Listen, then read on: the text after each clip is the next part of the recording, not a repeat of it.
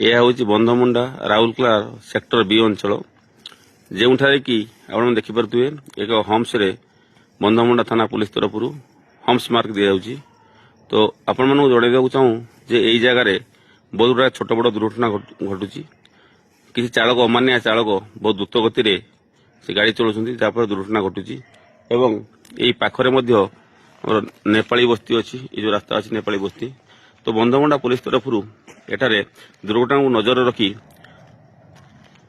ନିଜେ ପୁଲିସ ରାତିରେ ନିଜ କର୍ତ୍ତବ୍ୟ ସମ୍ପାଦନ କରିସାରିଲା ପରେ ମଧ୍ୟ ବି ରାତିରେ ଆସି ସାଧାରଣ ଲୋକଙ୍କୁ ଜନସାଧାରଣଙ୍କୁ ସୁରକ୍ଷା ଦେବା ପାଇଁ, ତାଙ୍କ ଜୀବନକୁ ବଞ୍ଚାଇବା ପାଇଁ ସେଠାରେ ହମ୍ସ ମାର୍କ ତିଆରି କରୁଛି, ଯାହାଫଳରେ କି ଆମେ ଆଶା କରୁଛୁ ଦୁର୍ଘଟଣା କମ୍ ହୋଇପାରିବ। ଆପଣମାନଙ୍କ ମନ ଧାରଣା ଥିବ ଯେ କେବଳ ପୁଲିସ ଫାଇନ୍ କାଟିବାର ଅଭ୍ୟସ୍ତ, ଯାହାକି ଆଦୌ ସତ କଥା ନୁହେଁ।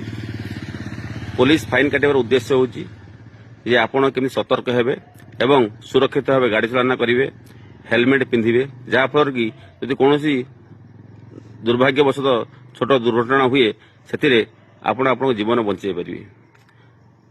ତ ଏହି ବନ୍ଧମୁଣ୍ଡା ପୁଲିସ ତରଫରୁ ଏ ଯେଉଁ ହମ୍ସ ମାର୍କ ଦିଆଯାଉଛି, ଏହାର ଉଦ୍ଦେଶ୍ୟ ଅଛି ଯେ ଆପଣମାନେ କେମିତି ଏ ଜୀବନକୁ ସୁରକ୍ଷିତ ରଖିପାରିବେ ଏବଂ ସଠିକ ଉପାୟରେ ଗାଡ଼ି ଚାଳନା କରିପାରିବେ।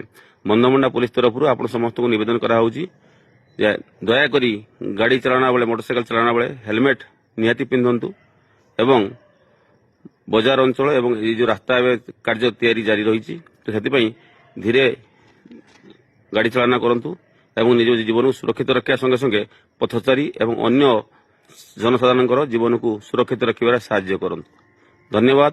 ଆଶା କରୁଛୁ ଆପଣମାନେ ପୁଲିସ ସହିତ ହାତ ମିଳାଇ ଆମେ ସମସ୍ତେ ପରସ୍ପର ସହିତ ହାତ ମିଳାଇ ଏକ ସୁରକ୍ଷିତ ଏବଂ ସୁନ୍ଦର ବନ୍ଧମୁଣ୍ଡା ଏବଂ ସୁରକ୍ଷିତ ଓଡ଼ିଶା ଓ ଭାରତ ତିଆରି କରିପାରିବା।